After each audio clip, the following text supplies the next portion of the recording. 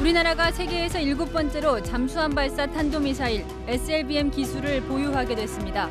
그러나 우리나라가 SLBM 발사 시험에 성공한 날 북한은 동해상으로 단거리 탄도미사일 2발을 발사했습니다. 국민의힘이 내년 대통령 선거에 출마할 후보군을 8명으로 압축했습니다. 윤석열 전 검찰총장과 홍준표 의원의 양강 구도 경쟁도 본격적으로 시작됐습니다. 더불어민주당 대선 주자인 이낙연 전 대표의 국회의원 사직안이 통과됐습니다. 내년 대선 당일 서울 종로와 서초갑, 청주 상당구에서 동시에 재보궐선거를 치르게 됐는데 벌써 유력 주자들의 함합평이 나오고 있습니다. 고발사주 의혹의 제보자 조성은 씨가 김웅 의원과의 텔레그램 대화방을 삭제한 뒤 공수처에 휴대전화를 제출한 것으로 드러났습니다. 의혹의 사실관계를 확인하기 어려울 수 있다는 지적이 나옵니다.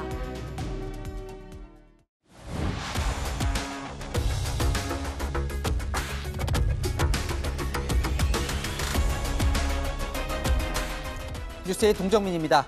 국민의힘이 내년 대통령 선거에 출마할 후보군을 8명으로 압축했습니다. 예비선거는 득표 순위나 득표율을 공개할 수 없다 보니 윤석열, 홍준표 이 두 후보 모두 서로 1위라고 주장하고 있는데요. 실제로 이 두 후보 사이의 표차가 그리 크지 않았던 것으로 전해집니다. 이 최종 후보를 정하는 날까지 이제 51일 남았습니다. 당장 내일부터 6차례 TV 토론회도 벌어지는데요. 2라운드 이 진검 승부가 시작되는 거죠. 먼저 안보경 기자입니다. 국민의힘 대선 예비 후보들이 8명으로 추려졌습니다. 1차 컷오프를 통과한 8명은 안상수, 원희룡, 유승민, 윤석열, 최재형, 하태경, 홍준표, 황교안 후보입니다. 박진, 장기표, 장성민 후보는 탈락했습니다. 공직선거법상 예비 경선 득표율과 순위는 공개할 수 없어 가나다 순으로 발표했습니다. 윤석열 전 검찰총장과 홍준표 의원이 1위 자리를 두고 각축을 벌인 걸로 알려졌습니다. 국민들께서 또 우리 당원 동지들께서 열렬히 지지를 해주신 것에 대해서 막중한 책임감을 느낍니다. 아직 50일이 남았습니다. 그 사이에 어떤 게 또 출렁거릴지 그건 아무도 모릅니다. 윤석열 전 검찰총장 측은 당원 조사에서 가장 높은 지지를 받아 1위를 한 걸로 안다고 주장했고, 홍준표 의원 측은 국민 여론조사에서 이겼기 때문에 이겼다고 생각한다고 말했습니다. 여론조사는 13일부터 이틀간 당원과 일반 국민 각 2,000명씩을 대상으로 실시됐고, 당원 응답은 20%, 일반 국민은 80%를 반영해 결과를 냈습니다. 국민의힘은 1차 컷오프를 통과한 8명의 후보들을 대상으로 6번의 토론회를 진행하고 다음 달 8일 당원응답 반영 비율을 30%로 높인 여론조사를 통해 본경선에 진출할 후보 4명을 발표합니다. 채널A 뉴스 안보겸입니다.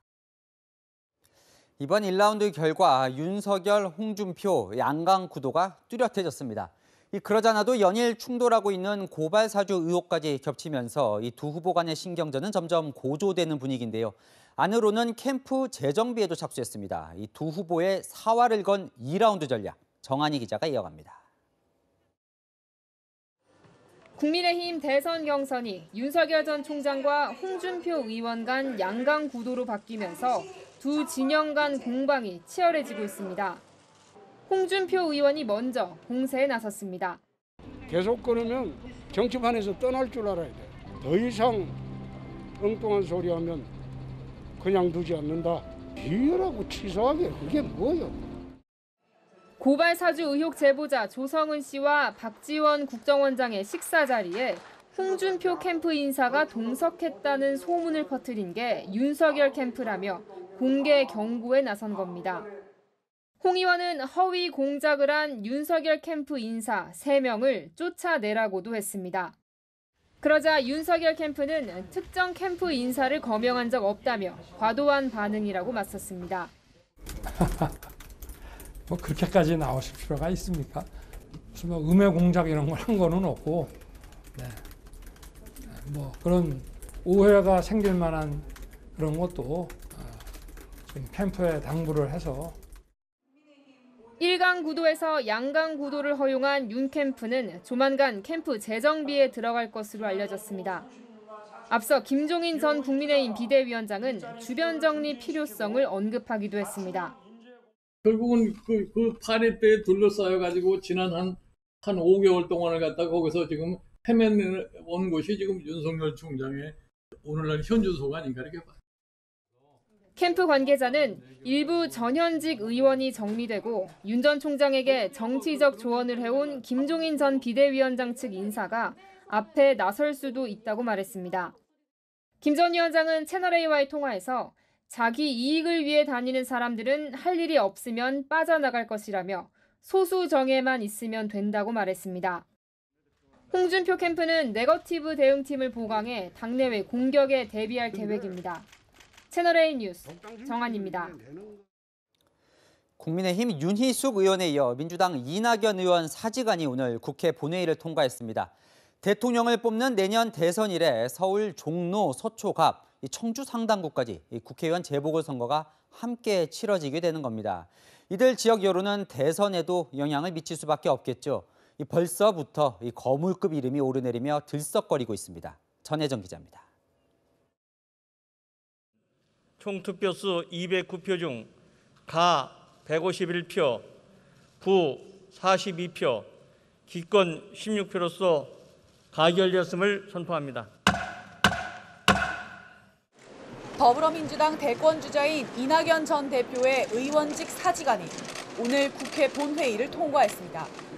신상 발언에 나선 이 전 대표는 결심을 받아달라고 동료 의원들에게 호소했습니다. 정권 재창출이라는 역사의 책임 앞에 제가 가진 가장 중요한 것을 던지기로 결심했습니다. 이 전 대표의 사퇴로 서울 서초갑과 청주 상당구에 이어 서울 종로구까지 내년 3월 9일 대통령 선거 이래 최소 3곳에서 재보궐선거가 치러집니다. 대선과 재보궐선거가 같은 날 치러지게 되면서 재보궐 후보들이 사실상 여야 대선 후보들의 러닝메이트가 돼 여야 지도부는 후보 선정에 신중한 분위기입니다. 민주당 관계자는 외부에서 영입하거나 당에서 상징적인 인물을 차출하는 방식이 검토될 것이라고 전했습니다. 국민의힘도 대선 후보와 함께 시너지를 낼 수 있는 보궐선거 후보군을 물색하는 것으로 알려졌습니다. 종로의 경우 민주당에선 임종석 전 대통령 비서실장과 고 노무현 전 대통령의 사위인 곽상원 변호사, 박영선 전 중소벤처기업부 장관 등의 이름이 나오고 있습니다. 야권에선 이준석 국민의힘 대표와 나경원 전 의원, 안철수 국민의당 대표의 출마 가능성이 거론됩니다. 채널A 뉴스 전혜정입니다. 자, 이 고발 사주 의혹은요. 지난 총선 당시에 손준성 검사가 김웅 의원에게 여권 인사 고발장을 보냈고 김 의원이 그걸 조성은 씨에게 전달했다는 게 핵심이죠. 뉴스 제보자 조 씨가 자신의 휴대전화를 고위공직자범죄수사처에 제출하면서 진실이 밝혀질 거라 기대해왔습니다.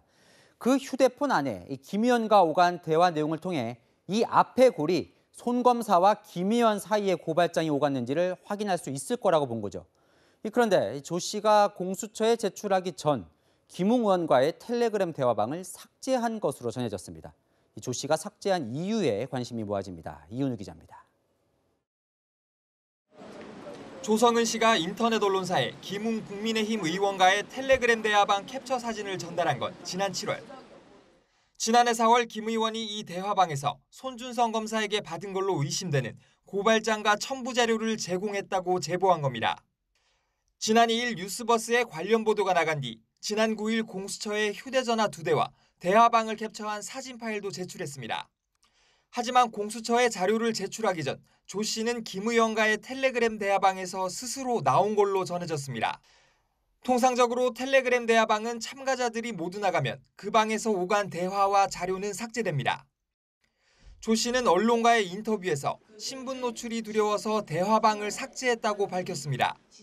조 씨는 당시 대화와 자료를 자신의 또 다른 텔레그램 계정으로 전달해 보관해놨고 공수처가 이에 대한 원본 확인을 마쳤다고 주장했습니다. 특히 이미지 캡처가 됐던 대화방이 살아있었던 그때에 사용했던 핸드폰까지 다 이제 한꺼번에 제출을 했습니다. 네. 하지만 의혹 규명의 핵심 단서가 될 증거가 사라질 수도 있는 결정을 조 씨가 한 이유를 두고 논란이 제기되고 있습니다. 채널A 뉴스 이은우입니다. 상황이 이렇다 보니 이번 의혹의 실체가 제대로 규명될지 우려도 나옵니다. 공수처가 이 세 사람의 휴대전화를 모두 확보는 했지만 이 손준성 검사와 김웅 의원은 지난해 4월 당시 휴대전화가 아니라 교체한 새로운 폰을 압수했고 조성은 씨 휴대전화에는 방금 전해드린 대로 대화방 원본이 들어있지 않은 거죠. 현재 수사 상황은 박건영 기자가 이어갑니다. 고발사주 의혹 수사의 핵심은 손준성 검사와 김웅 의원, 조성은 씨 사이에 어떤 말이 오갔는지입니다. 김웅 의원은 고발장과 첨부자료 등을 손 검사에게 받았는지에 대해 분명한 입장을 밝히지 않았습니다. 반면 손 검사는 고발장을 작성하거나 김웅 의원에게 전달한 적이 절대 없다는 입장을 고수하고 있습니다. 이 때문에 조성은 씨와 김웅 의원의 텔레그램 대화방 내용이 주목을 받아왔습니다. 손 검사와 김 의원의 휴대전화 포렌식이 진행 중인 가운데 조성은 씨와 김 의원 사이 대화에서 실제 고발장 등이 건네진 흔적이나 관련 대화가 발견되면 유력한 증거가 될 수 있기 때문입니다. 하지만 조 씨 휴대전화에서 텔레그램 대화방은 발견되지 않은 상황입니다. 조 씨가 김 의원에게 받았다고 주장한 파일들을 한 차례 다른 휴대전화에 옮긴 상황이어서 출처 확인이 필요하다는 분석이 나옵니다. 법조계 관계자는 복사한 파일이 증거 능력을 가지려면 원본과 대조가 필요하다고 설명합니다. 하지만 박범계 법무부 장관은 손 검사의 연루 가능성은 재차 언급했습니다. 이 손준성 보냄이 검사 그 손준성이 보낸 것으로 사실상 봐도 되는 것 아니겠습니까? 무리가 없겠습니다. 하지만 조 씨가 제출한 자료들을 공수처가 수사와 재판에 사용하려면 통화 내용 분석 등 추가 증거가 더 필요하다는 분석이 나옵니다. 채널A 뉴스 박건영입니다. 손준성 검사를 향한 여권의 공세가 거센 건 이 당시 윤석열 전 검찰총장과 특별한 관계라는 이유 때문이죠. 그런데 추미애 전 법무부 장관이 여당과 청와대에도 손준성 검사 엄호 세력이 있었다고 폭로하면서 불똥이 여권으로 튀었습니다. 이 손 검사를 처음 그 자리에 임명한 건 이 추미애 당시 장관이었죠. 여야 가릴 것 없이 물고 물리는 상황, 김성규 기자가 보도합니다. 고발장 작성 의혹을 받고 있는 손준성 검사에 대한 여권 내 엄호 세력이 갑자기 주목받고 있습니다. 추미애 전 법무부 장관이 어제 민주당 대선 경선 토론회에서 손준성 검사를 엄호한 세력이 여권에 있었다고 주장했기 때문입니다. 저한테 그 자리에 그 유임을 고집하는 로비가 있었고요. 윤석열 로비에다가 또 당에서도 엄호한 사람들이 있었죠. 청와대 안에도 있었고요. 촛불 정부에서 세상에 법무부 안에서 법무부 장관을 상대로 청와대에서 민주당 안에서 검사 인사청탁을 했단 말이에요? 누굽니까? 어제 지금. 그러면 이슈가 엉뚱한 데 가버려요. 추 전 장관이 여권 내 엄호 세력이 누구인지 밝히지 않으면서 논란은 커졌습니다. 당시 대통령 비서실과 민정수석실에 근무했던 사람들 이름이 나오는가 하면 민주당 원외 당직자가 거론되기도 했습니다. 청와대 관계자는 당시 관련 업무를 했던 이들은 대부분 청와대를 떠났다며 청와대가 왈가왈부할 일이 아니라고 했습니다. 민주당은 언급을 아예 하지 않았습니다. 손준성 검사는 추 전 장관 취임 직후인 지난해 2월 검찰총장에 직보하는 자리인 수사정보정책관에 임명됐습니다. 추 전 장관은 6개월 후 수사정보정책관실을 축소하는 직제 개편을 단행했지만 손 검사는 유임됐습니다. 윤석열을 제대로 징계 청구하게 장관을 가만 놔뒀더라면 손준성은 그냥 그 도구예요. 추 전 장관이 뒤늦게 진화에 나섰지만 윤 전 총장 측은 손 검사와 청와대의 관계가 무엇인지부터 설명하라고 압박했습니다. 채널A 뉴스 김성규입니다. 국민의힘 의원들은 국가정보원을 항의 방문했습니다. 박지원 국정원장이 대선에 개입하고 있다며 이 대통령을 향해 박 원장 경질도 요구했는데요. 청와대는 박 원장을 조사할 계획이 없다고 선을 그었고 민주당은 윤석열 전 총장 장모 대응 문건으로 맞불을 놨습니다. 이다희 기자입니다. 국가정보원을 항의 방문한 국민의힘 소속 정보위원들은 박지원 국정원장이 윤석열 전 검찰총장에게 공개 협박을 했다며 사퇴를 촉구했습니다. 최소한의 품격도 내동댕이 치고 조폭과 같은 공갈 협박 발언을 하고 있습니다. 문 대통령은 박 원장을 즉각 해임해야 합니다. 박 원장이 어제 윤 전 총장의 수사 무마 의혹이 제기됐던 윤우진 전 용산세무서장 사건을 언급한 것에 대해 문제 삼은 겁니다. 윤우진 전 용산세무서장 문제를 제가 국회에서 맨 먼저 터뜨렸습니다. 자료도 다 가지고 있습니다. 건들지 마라 이거예요. 잘 알고 건드려라 이거지. 국민의힘은 고발 사주 의혹 제보자인 조성은 씨와의 식사 자리에 대해서도 의혹을 계속 제기했습니다. 신분 보장을 해야 되는 VIP인지 개인적인 사유로 밝힐 수 없는 모성의 커넥션이 있는 것인지 도대체 의문이 의문을 더해가면서 증폭되고 있을 뿐입니다. 민주당은 박 원장 관련 언급 없이 윤 전 총장 재직 시절 작성한 걸로 추정되는 장모 대응 문건으로 반격하고 있습니다. 검찰권의 완전한 사유와 검찰 조직의 완벽한 하나회 같은 충격적인 실체가 고스란히 확인된 꼴입니다. 청와대도 박 원장에 대한 조사 계획은 없다는 입장입니다. 박수현 대통령 소통수석은 라디오 인터뷰에서 박 원장과 조 씨 관련 의혹을 조사하거나 감찰할 계획이 있냐는 질문에 그럴 계획 없다고 선을 그었습니다. 채널A 뉴스 이다혜입니다. 네, 코로나 신규 확진자 수는 또다시 2,000명을 넘었습니다. 이 중 서울과 수도권의 확진자가 무려 1,600명을 넘습니다. 방역당국은 6인 모임을 허용한 것이 원인이라고 스스로 진단했습니다. 먼저 황수연 기자입니다. 추석을 앞둔 서울 가락시장 청과물 상점 입구에 접근 금지를 알리는 띠가 둘러져 있습니다. 시설 폐쇄 안내문이 붙어 있고 통로는 텅 비어 있습니다. 가락시장 관련 확진자는 어제만 16명이 추가돼 현재까지 148명입니다. 시장과 학교 등에서 집단 감염이 발생하면서 서울에서만 800명이 넘는 확진자가 나왔습니다. 역대 최다로 수도권에서도 1,656명의 확진자가 나왔고 전체의 80%가 집중됐습니다. 방역당국은 지난 6일부터 수도권에서 백신 접종자 포함 6명까지 모일 수 있게 한 조치를 원인으로 꼽았습니다. 일부 부분적으로 방역 조치를 좀 조심스럽게 완화시켰고 그러한 영향에 의한 부분들도 없지는 않을 것이라고 판단하고 있습니다. 최근 2주 동안 확진자 10명 중 3명이 1차 접종자인 만큼 전 국민 70%가 2차 접종을 완료하는 다음 달 말까지는 방역 완화에 신중해야 한다는 조언이 나옵니다. 시간을 완화하는 거는 좀 더 백신 접종이 올라간 뒤에 했으면 조금 더 안정적으로 가지 않았을까. 동시에 하는 것보다 가장 필요한 부분에 대해서 점진적으로 방역 완화를 하는 것이 안정적이라고. 방역당국은 만나는 시간을 줄이고 환기를 자주 하면 감염 위험을 3분의 1까지 감소시킬 수 있다며 추석 연휴 모임 횟수와 시간을 줄여달라고 당부했습니다. 채널A 뉴스 황수연입니다. 오늘 여의도는 길어지는 거리 두기 조치를 참다 못한 시민들이 메웠습니다. 먼저 자영업자들입니다. 코로나19 영업 제한이 길어지며 극단적인 선택을 한 자영업자 사례가 22명이나 된다고 전국 자영업자 비상대책위원회가 발표했습니다. 홍지은 기자가 취재했습니다. 맥주집 앞에 폴리스 라인이 쳐져 있고 하얀 국화꽃과 술병, 메모지들이 붙어 있습니다. 코로나19 영업 악화로 지난 7일 세상을 떠난 맥주집 주인을 추모하는 겁니다. 저도 마음이 좀 아팠죠. 요즘은 빼가지고 어떻게 하는 지난 2018년부터 유흥주점을 운영해온 김종률 씨.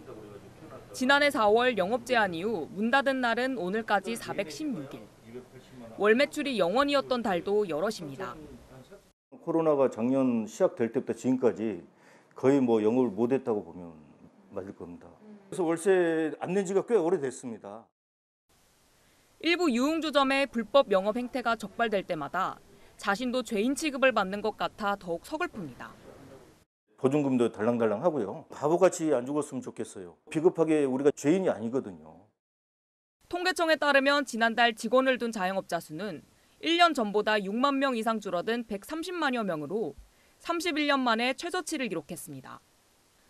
전국 자영업자 비상대책위원회는 지난 6월부터 2달 동안 코로나19로 인한 어려움을 호소하며 극단적 선택을 한 자영업자가 22명에 이른다는 제보 내용을 공개하기도 했습니다. 절반이 유흥주점 업주들이었습니다. 비대위 측은 이들을 추모하기 위해 내일부터 사흘간 합동분향소를 설치하기로 했습니다. 3만 명의 유흥업자가 모인 한국유흥음식중앙회는 오늘 오후 서울 여의도에서 차량 시위를 벌였습니다. 채널A 뉴스 홍지은입니다. 예비 부부들은 웨딩카를 몰고 국회 앞으로 몰려 나왔습니다. 손님은 못 받는데 결혼식 비용은 다 내야 하는 억울한 상황들이 좀처럼 해결되지 않고 있습니다. 이솔 기자가 들어봤습니다. 흰 원피스를 입은 여성이 부케를 들고 서 있고 커다란 리본과 풍선으로 장식한 웨딩카들이 늘어섰습니다. 하지만 웨딩카에 매달린 현수막에는 결혼 없이 아이도 없다. 빚만 가득할 결혼식 같은 절박한 심경이 적혔습니다. 이들이 지속적으로 요구하는 건 결혼식 참석 인원 완화. 오늘 시위를 위한 모금에 800여 명이 참여했는데 대부분 인원 제한으로 인해 예식장과 위약금 갈등을 겪고 있습니다. 거리두기 4단계에선 식사를 제공할 경우 49명까지만 입장이 가능한데 예식장은 수백 명의 식사 비용을 요구하고 있기 때문입니다. 49명밖에 식사를 못 하는데 300명 식대를 다 내야 되는 거예요. 정말 우라통이 터지고 화병이 날 지경으로 속상하고 그렇습니다. 유명한 프랜차이즈 뷔페 같은 경우에는 동시 수용 인원 175명 이상인데 49명만 밥을 먹어라. 이들은 결혼식이 늦춰지면서 자녀 계획도 미루게 됐다며 정부가 예비 부부들의 목소리에 귀를 기울여 달라고 호소합니다. 정부의 지침으로 인해 예식을 미루면 당연히 자녀 계획도 미뤄질 뿐이고 출산율에 대한 영향도 있을 거고. 삶의 새로운 출발선에서 희망찬 미래를 꿈꿔야 할 예비 부부들의 마음에 시름이 가득한 안타까운 현실. 이들은 예식장 방역 지침이 완화될 때까지 시위를 이어나갈 계획입니다. 채널A 뉴스 이솔입니다. 정부는 올해 역대 최대 규모인 51만 호 주택을 공급하겠다고 약속했지만 지금까지 18만 호, 36%만 공급했고 특히 서울은 12%도 맞추지 못했습니다. 이번엔 원룸과 오피스텔 규제를 풀어서 2~3명까지 살 수 있게 만들겠다는 대책을 냈는데 아파트를 원하는 수요자들에게 먹힐지는 미지수입니다. 박지혜 기자입니다. 서울의 원룸 형태 도시형 생활주택입니다. 주변에 놀이터나 관리사무소 같은 부대 시설은 없고 주차장 설치 의무도 없습니다. 전용 면적은 50제곱미터 이하로 제한됩니다. 3명도 살 수 있어요? 3명까지는 못 살고 원룸 형태잖아요. 조그만 거예요. 만살이 한 2명, 주차는 100%는 안 되죠. 세우는데. 2009년 서민들의 전 월세집 공급을 목표로 생긴 건데 정부가 원룸의 면적 제한을 60제곱미터까지 풀고 방도 최대 3개까지 둘 수 있게 허용하기로 했습니다. 3에서 4인 가족 단위 거주가 가능한 소형 주택으로 만들겠다는 겁니다. 단기에 공급을 확충하는 효과도 있을 것이고 전세시장 안정에도 많은 보탬이 될 것으로 받아들여집니다. 건축법상 업무시설인 오피스텔도 아파트 같은 거주 공간으로 만듭니다. 주거형 오피스텔은 바닥 난방이 전용 85제곱미터까지만 가능한데 120제곱미터까지로 확대한 겁니다. 문제는 주거 품질입니다. 주차난이 심각할 수가 있어요. 그 오피스텔도 전용률이 너무 낮다 보니까 관리비가 엄청 비싼 꼴이 돼버리거든요. 시장에 미치는 영향은 크지 않을 거라고 보여집니다. 주변 인프라를 고려하지 않는 원룸이나 오피스텔 특성상 난개발을 초래할 수 있다는 지적도 나옵니다. 채널A 뉴스 박지혜입니다. 여기에 정부는 공급을 늘리기 위해 분양가 상한제 등 재건축 규제도 완화하겠다는 계획입니다. 현장 반응은 어떤지 박정서 기자가 들어봤습니다. 12,000호 규모의 서울 강동구 둔촌주공 재건축 부지입니다. 당초 주택도시보증공사의 분양가 산정이 낮아 사업이 불발됐는데 지난해 7월 분양가 상한제가 적용된 이후에도 분양가가 발목을 잡으며 일정이 지연되고 있습니다. 이렇게 분양가 산정이 걸림돌이 돼 공급이 늦어지는 단지들이 늘어나자 정부가 규제를 손보기로 했습니다. 우선 분양가를 심사할 때 단지 규모와 브랜드 등이 유사한 곳을 따로 추려 시세를 반영할 수 있도록 기준을 개선합니다. 주변 지역 분양가가 과도하게 낮거나 비교 대상이 없으면 가격을 합리적으로 반영하기 어렵다는 지적을 수용한 겁니다. 또 분양가 심의 기준을 구체화하는 심사 기준을 10월까지 마련하고 통합 심의를 통해 인허가 기간도 단축하도록 했습니다. 현장 반응은 기대 반, 우려 반입니다. 기존보다 나았겠죠 아무래도. 근데 조합원들이 생각하는 분양할 수 있는 그런 여건이 과연 될까? 그런 부분은 조금 아직 기대를 그렇게 크게 못하다고 봐야죠. 이번 조치가 분양가 상승을 부추기지 않을까 하는 우려도 나옵니다. 건설업계 입장에서는 분양가를 높이는 쪽으로 요구할 가능성이 높습니다. 그렇게 되면 청약 수요자들의 입장에서는 우려할 부분이 커질 수밖에 없습니다. 공급을 늘리려면 재건축 초과 이익 환수 같은 근본적 규제도 손봐야 한다는 지적도 나오는 가운데 제도 정비가 실효를 거둘 수 있을지 주목됩니다. 채널A 뉴스 박정서입니다. 이른바 화천대유 논란이 정치권을 뜨겁게 달구고 있습니다. 판교 신도시와 가까운 성남 대장동에 1조 원이 넘는 대규모 공영개발 사업이 벌어졌는데요. 이 사업에 화천대유라는 신생업체가 5천만 원을 투자했는데 3년간 받은 배당금만 577억 원입니다. 이 노른자 개발 사업에 어떻게 신생업체가 참여해서 이런 큰 돈을 벌게 됐는지, 그 과정에서 당시 이재명 성남시장이 특혜를 준 것 아니냐, 이런 의혹을 야당이 제기하고 있습니다. 정현우 기자가 구체적으로 논란이 무엇인지 먼저 전해드립니다. 판교와 맞닿은 노른자 윗땅, 96만 제곱미터에 5,900가구를 짓는 1조 1,500억 원 규모의 사업이 진행 중입니다. 민간 개발로 진행되던 걸 2010년 당시 성남시장에 당선된 이재명 경기지사가 공영개발로 전환했습니다. 이후 성남도시개발공사가 50%, 민간 자본이 50% 참여한 성남의 뜰이라는 특수목적법인이 사업을 진행해왔습니다. 그런데 개발 수익을 배당하는 과정에서 특정인들에게 수천억 원이 넘게 흘러들어간 사실이 논란이 되고 있습니다. 화천대유는 지난 2015년 언론인 출신 김모 씨가 세운 신생회사입니다. 5천만 원으로 성남의 뜰 1% 지분을 보유했고 3년간 577억 원을 배당받았습니다. 김 씨는 또 개인 투자자 6명을 모아 SK증권 신탁 형태로 지분 6%를 획득했고 3년간 3,463억 원을 받아갔습니다. 화천대유와 관련한 배당금이 4천억 원이 넘는 겁니다. 김 씨와 6명의 투자자들은 각각 천화동인 1호에서 7호라는 법인을 만들었는데 전문가들은 8개의 회사를 만들어 투자한 방식이나 배당금 지급 구조에 의문을 제기합니다. 그쪽에서는 투자자를 모으려고 했다는데 그렇게 할 이유가 없잖아요, 사실. 상당히 의심스럽죠. 화천대유 측은 한 언론과의 인터뷰에서 성남도시개발공사가 설계한 사업 구조와 배당 구조였다며 문재인 정부 들어 부동산 가격 폭등으로 예상치 못한 이익을 봤을 뿐 특혜는 없다고 해명했습니다. 채널A 뉴스 정현우입니다. 이재명 경기지사는 수사할 테면 하라며 연일 정면 돌파 전략으로 맞서고 있습니다. 당시 성남시는 정상적인 입찰로 시행사를 선정했고 이후 그들이 어떻게 이익을 배분했는지는 전혀 관여하지 않았다는 겁니다. 하지만 야권의 공세는 점점 거세지고 있고 김부겸 국무총리는 과거 감사 결과가 있는지 점검해보겠다고 말했습니다. 김철웅 기자입니다. 이재명 경기지사는 성남시 대장동 개발 사업은 칭찬받아야 할 모범 사례라며 의혹 제기를 전면 부인했습니다. 지금 성남시 대장동 개발과 관련돼서 저한테 이제 사퇴해라, 수사해라 이렇게 말씀하시는데 수사하는 거 저 100% 동의합니다. 민간 개발 예정지를 이 지사가 공공개발로 돌려 개발 이익 중 5,500여억 원을 성남시로 환수한 사실을 강조한 겁니다. 화천대유와 소수의 관계자들이 수천억 원 배당금을 챙긴 문제에 대해선 알지 못한다고 선을 그었습니다. 그 민간 투자에 참여한 사람들이 이익을 어떻게 배분하는지, 손해를 보는지 우리가 관여할 필요도 없고 관여해서도 안 되는 일이죠. 상식 아닙니까? 국민의힘 소속 경기도의회 도의원들과 충돌하기도 했습니다.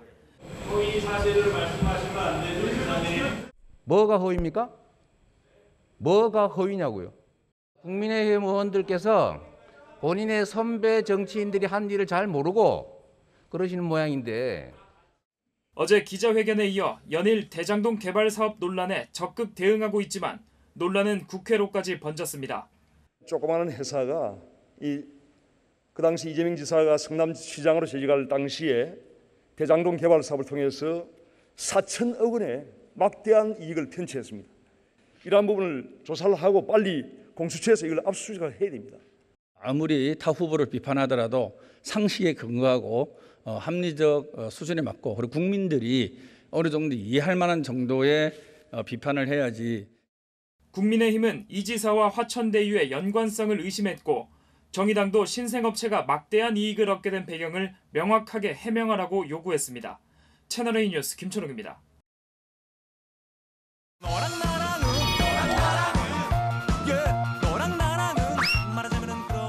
여랑야랑 정치부 김민지 기자 나와 있습니다. 첫 번째 주제 볼까요?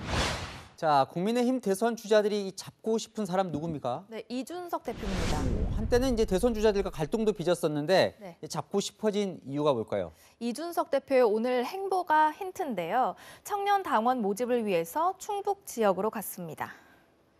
여러분이 뽑아주신 30대 당대표와 거기에 더해서 급속도로 늘어나는 우리 2030 젊은 당원들의 영향으로 이제 당이 급속도로 젊어지고 있는 과정 중에 있습니다. 그러니까 이준석 대표는 2030 청년들을 잡고 네. 대선 주자들은 그런 이준석 대표를 잡고 싶은 거군요. 맞습니다. 지난 6월에 이준석 대표가 취임 후 2주 만에 당원이 10,000명 정도 늘었는데요. 이 중에 60%가 2030이었죠. 당내에서는 이준석 대표를 감싸는 후보들이 2030 지지율 수직 상승 효과를 누린다, 이런 분석이 나오기도 했습니다. 당원들은 뭐 경선 때도 투표권이 있으니까요. 자, 2030 당원 표심 잡으려면 이준석 대표가 필요하겠군요. 네, 가장 적극적인 후보는 누구냐면요. 요즘 2030 사이에서 인기가 괜찮은 홍준표 의원입니다. 이준석 대표가 친윤석열계 의원들과 신경전을 벌일 때 당대표 흔들지 말라면서 감싸기도 했었죠. 다른 주자들도요, 러브콜을 보내고 있습니다. 젊은 당대표가 가끔 성급한 실수도 하긴 하지만 아주 훌륭하게 잘하고 계신다. 그 바람에 제가 후보가 되면 아주 케미가 잘 맞을 것이다. 우리 손으로 뽑은, 그리고 제가 지지해서 뽑은 당대표시고 우리 당의 미래를 함께 만들어 나가야 될 지도자이신데, 그동안 또 못 뵙고 해서 오늘 인사도 좀 드리고 전반적으로 이렇게 돌아가는 얘기도 좀 제가 듣고.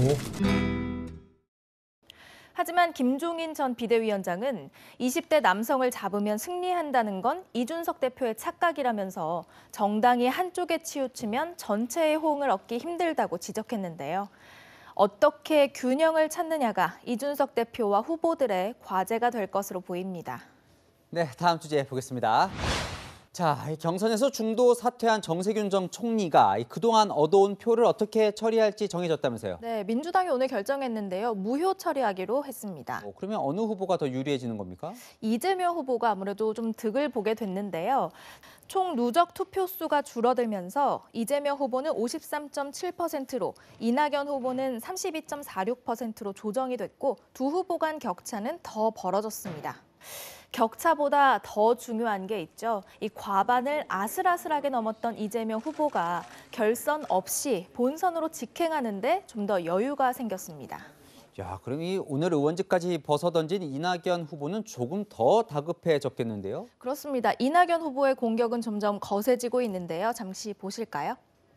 오늘이라도 좀 재원 대책을 좀 시원하게 말씀해 주실랍니까? 제가 설명한 내용을 잘 못 들으셨거나 꼭 저렇게 말씀하실 줄 알았어요. 이해를 안 하시려고 하는 건지 저 그런 생각이 들었어요. 더 두터운 복지로 도와드리는 것이 훨씬 나은 거 아니에요? 세금을 더 많이 낸 사람들은 왜 빼야 되는 거죠? 후보님의 이 정의관념에 조금 의문이 있습니다.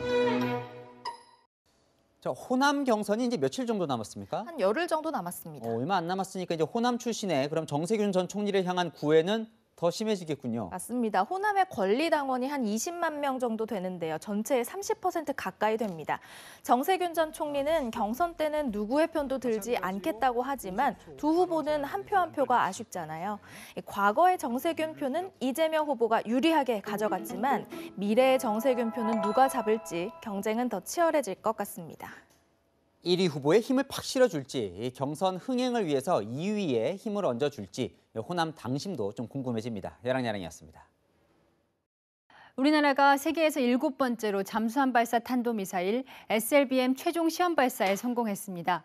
북한은 열병식에서 공개만 하고 발사 시험은 하지 않았죠. 청와대도 북한의 도발에 대응할 능력을 보였다고 평가했습니다. 한수아 기자가 보도합니다. 3,000톤급 잠수함 도산 안창호함에 탑재된 SLBM이 수중에서 발사됩니다. 남해 이어도 방향으로 계획된 사거리 400km 정도를 비행해 목표 지점을 정확히 명중했습니다. 미국, 러시아, 중국 등에 이어 세계에서 7번째로 SLBM 발사에 성공한 겁니다. 북한은 지난해 10월과 올해 1월 신형 SLBM을 열병식에서 공개했지만 실제 잠수함 발사 시험은 이뤄지지 않았습니다. 적국의 탐지가 어려운 바닷속 잠수함에서 발사되는 SLBM은 은밀한 타격이 가능해 바닷속 독침으로 불리는 전략 무기입니다. 수중 발사인 만큼 로켓을 바로 점화하는 할런치 대신 기체 압력을 이용해 유도탄을 밖으로 밀어 올린 뒤 점화하는 콜드런치 발사 방식을 사용합니다. 그동안 우리 군은 지상과 수조 등에서 수중 사출과 점화까지는 성공했지만 실제 잠수함에서 장거리 비행한 뒤 목표물까지 명중한 것은 오늘이 처음입니다. 군은 차세대 전투기 KF-21에 탑재될 장거리 공대지 미사일의 항공기 분리 시험에도 성공했습니다. 지난해 말 개발이 완료된 음속보다 빠른 마하 1에서 5속도의 초음속 순항 미사일도 처음 공개됐습니다. 시험 발사를 참관한 문재인 대통령은 오늘 미사일 전력 발사 시험 성공에 북한의 도발에 대응할 수 있는 충분한 억지력을 보여줬다고 평가했습니다. 채널A 뉴스 한수아입니다. 그런데 우리가 이렇게 SLBM 보유를 공고화한 날 북한이 동해상으로 단거리 탄도미사일을 또 발사했습니다. 문재인 대통령이 청와대에서 왕이 중국 외교부장을 접견한 직후라 외교적 메시지를 보냈다는 해석도 나옵니다. 강은하 기자가 보도합니다. 북한이 오늘 미사일을 발사한 건 오후 12시 34분과 39분. 평안남도 양덕 일대에서 동해상으로 발사한 단거리 탄도미사일로 비행거리는 약 800km, 고도 60여 킬로미터로 탐지됐습니다. 장거리 순항미사일 발사를 공개한 지 이틀 만에 강도를 높인 미사일 도발에 나선 겁니다. 탄도미사일 발사는 명백한 유엔 안보리 위반입니다. 지난 3월 발사한 개량형 이스칸데르 미사일의 성능을 높여 이번에 추가 시험한 것으로 관측됩니다. 도발 시점이 방한 중인 왕이 중국 외교부장이 문재인 대통령을 접견한 직후란 점도 주목됩니다. 북한으로서는 선전 효과를 극대화할 수 있다는 장점이 있는 거죠. 도발의 강도에 비해서 파급 효과는 키웠다. 왕이 부장은 신형 장거리 순항미사일을 발사한 북한을 옹호하기도 했습니다. 比如说各个方面其实不光朝鲜其他的一些国家也在举行一些军事方面的 올 들어 북한의 발사체 도발은 벌써 5번째. 청와대는 국가안전보장회의를 긴급 소집해 북한 동향 분석과 향후 대응책을 논의했습니다. 채널A 뉴스 강은하입니다. 시청자의 제보가 뉴스가 되는 제보가 뉴스다 시간입니다. 선행을 베푼 가게에 물건을 많이 사주는 일, 요즘 신조어로 돈줄을 낸다 이렇게 말하죠. 참 좋은 움직임인데 이 돈줄을 악용해서 20대 청년 농부들에게 수천만 원을 뜯은 사건이 발생했습니다. 여현교 기자가 보도합니다. 혹시 야구 좋아하세요? 야구요, 야구. 아니요. 안 좋아하세요. 저희가 야구단인데요. 저희가 연락드린 이유가 저희가 요즘 착한 가게 돈줄이란 말 아시죠? 지난달 청년 농부에게 걸려온 전화. 프로야구단 직원이라며 청년 농부를 위한 돈줄 행사를 열겠다고 협업을 제안합니다. 행사 진행을 위해 자금이 필요하다며 돈도 요구합니다. 경북 김천에서 농업 관련 창업을 준비하던 22살 이민진 씨는 모아놨던 돈을 다 보냈습니다. 선수들이랑 찍은 거죠. 보여주고 막 선수들이랑 친하다 이러고 막 하고 이러니까 또 믿게 됐죠. 남성이 자꾸 돈을 요구하는 걸 이상하게 여긴 이 씨. 구단 측에 연락했다가 날벼락 같은 답변을 들었습니다. 남성은 직원도 아니었고 행사도 거짓이었던 겁니다. 이 씨처럼 돈을 건넨 청년 농부는 확인된 사람만 3명. 금액도 수천만 원에 이릅니다. 큰 기업이니까 아, 이렇게 신경을 많이 쓰는구나 라고만 생각을 했지 이게 사기일 거라고 생각을 못했죠. 피해자들이 경찰에 고소하자 남성은 돈을 돌려주며 합의를 시도하고 있습니다. 하지만 사회생활 첫 출발부터 사기를 당했다는 좌절감은 가시질 않습니다. 절망감이랑 자책감. 제가 저런 멍청한 애한테 당했다는 것도 화나고 계속 저한테 이제 분한 거예요. 야구단 측은 남성이 구단과 무관한 사람이라며 피해를 보지 않도록 주의를 당부했습니다. 해당 남성은 취재진의 해명 요구에 다 갚았으니 연락하지 말라는 문자 메시지를 보냈습니다. 경찰은 합의 여부에 관계없이 계속 수사할 방침입니다. 채널A 뉴스 여영규입니다. 지난 7월 부산에서 음식물 쓰레기 수거업체 근로자가 3m 깊이 쓰레기 저장소에 빠져서 숨지는 사고가 있었습니다. 이런 사고가 한두 번이 아닌데 최소한의 안전 설비를 갖추지 못하고 있습니다. 작업자들의 환경이 사고 이후에는 나아졌는지 다시 간다 우현기 기자가 취재했습니다.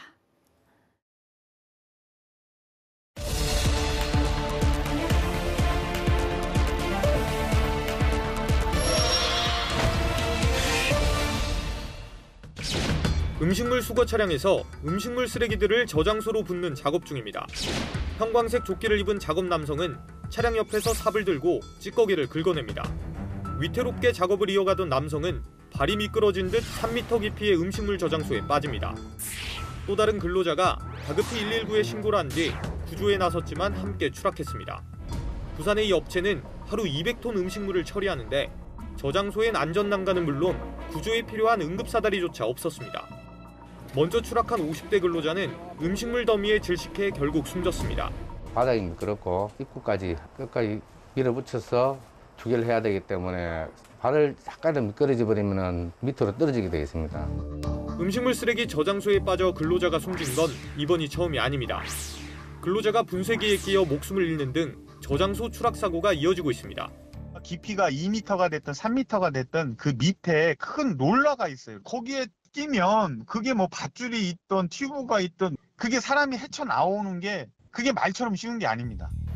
2달 전 사고 난 해당 업체는 부분 작업 중지 처분을 받은 뒤 현재는 저장소 내부에 안전난간과 사고 대비 특수 장비를 설치했습니다. 다른 음식물 처리 업체의 상황은 어떨까?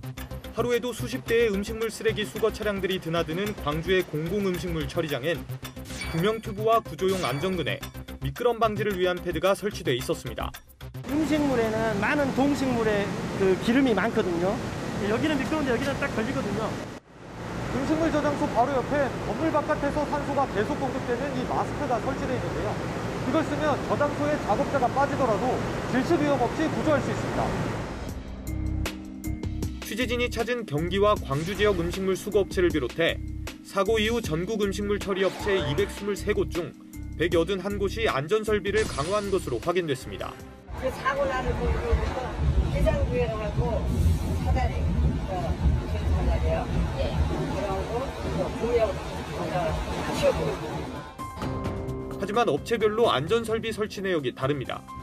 안전난간에 미끄럼 방지 시설까지 갖춘 곳이 있는 반면 안전에 주의하라는 경고문만 부착한 곳도 있습니다. 폐기물관리법상 음식물 처리업체가 구체적으로 어떤 장비를 갖춰야 하는지에 대한 규정이 없기 때문입니다. 현재는 수집이나 운반 업체에 대해서는 안전 규정이 있는데 그 음식물 쓰레기 처리 업체에 대해서도 좀 통일된 안전 규정이 필요하고요. 사고를 막기 위한 보다 근본적 대책이 필요하다는 지적입니다. 창살로 되어 있는 덮개를 사용하면 사람은 빠지지 않지만 부산물들은 깨끗하게 씻어내릴 수 있겠죠. 이제 적극적인 방호 대책이 시설에서 책임을 져줘야 된다. 다시 간다 우현기입니다.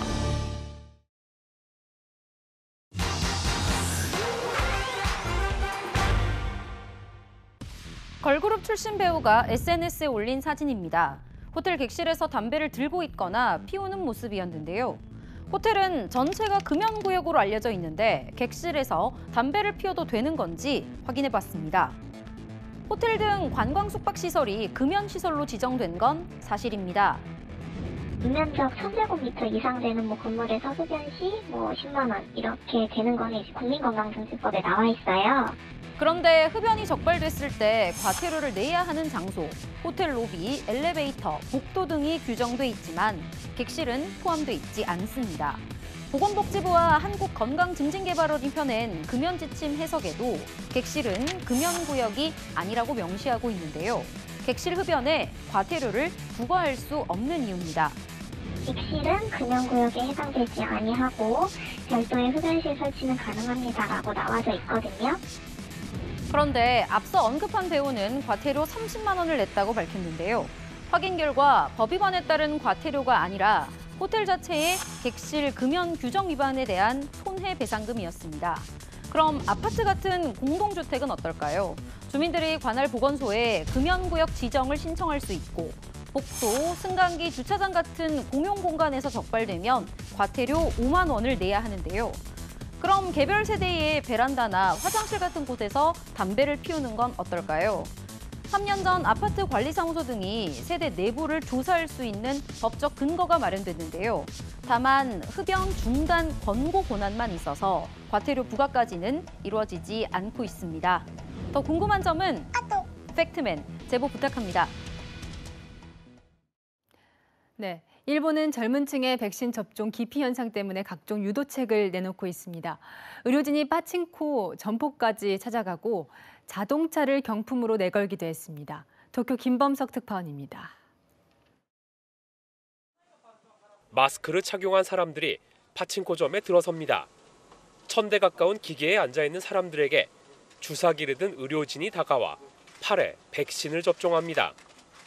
파친코 점포 직원과 가족, 단골 손님과 인근 주민 등 1,500명의 접종을 위해 점포는 이틀간 영업을 중단했습니다.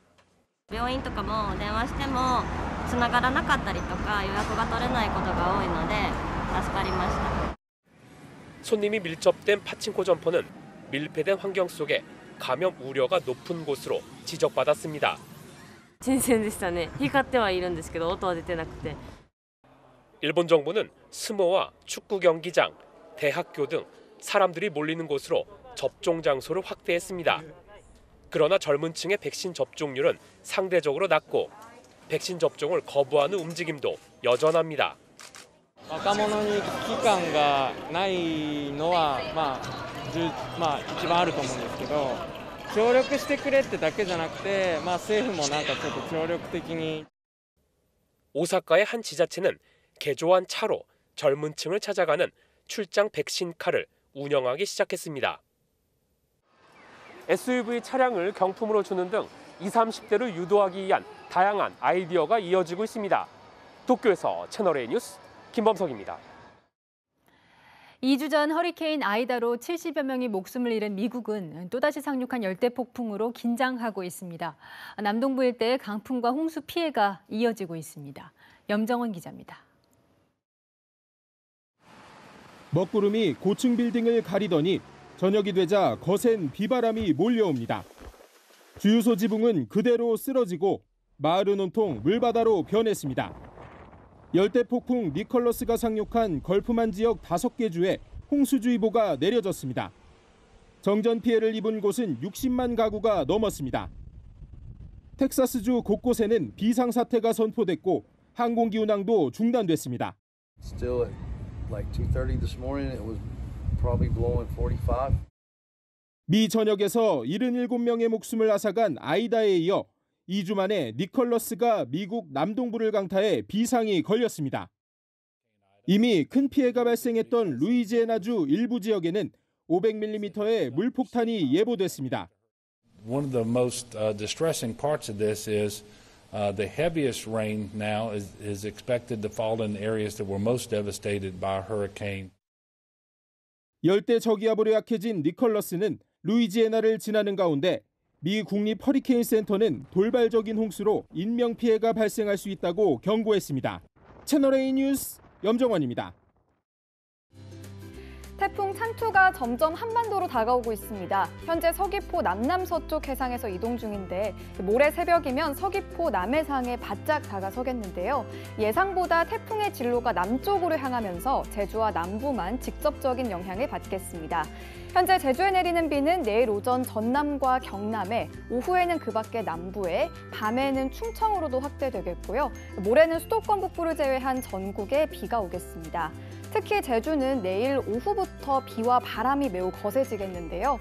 모레까지 제주에 최고 300mm, 산간 지역에는 400mm가 넘는 폭우가 쏟아지겠고요. 전남 동부와 경남 해안에도 120mm 이상의 매우 많은 비가 예상됩니다. 게다가 제주에는 나무가 뿌리채 뽑힐 정도의 강풍까지 동반돼 철저한 대비가 필요하겠습니다. 내일도 중부는 맑고 일교차 큰 날씨가 이어지겠습니다. 날씨였습니다. 이제 바야흐로 정치의 계절입니다.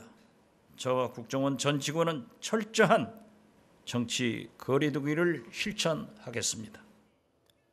국정원의 불법 사찰과 정치 개입이라는 어두운 과거를 반성하며 국정원장이 이런 약속을 한 게 불과 50일 전입니다. 그런데 어제 야당 유력 대선 주자를 향해 이런 말을 했습니다. 자료도 다 가지고 있습니다. 건들지 마라 이거예요. 잘 알고 건드려라 이거지. 고발 사주 의혹과 관련해 억울한 의심을 받는다면 해명할 수는 있겠죠. 하지만 내가 뭘 갖고 있다, 정보를 다루는 기관장의 이 말은 참 위험해 보입니다. 헤인스 미국 국가정보국장의 말로 오늘의 한마디 마치겠습니다. 정보에 정치가 자리할 곳은 없다. 오늘 뉴스 여기까지입니다. 내일도 뉴스입니다.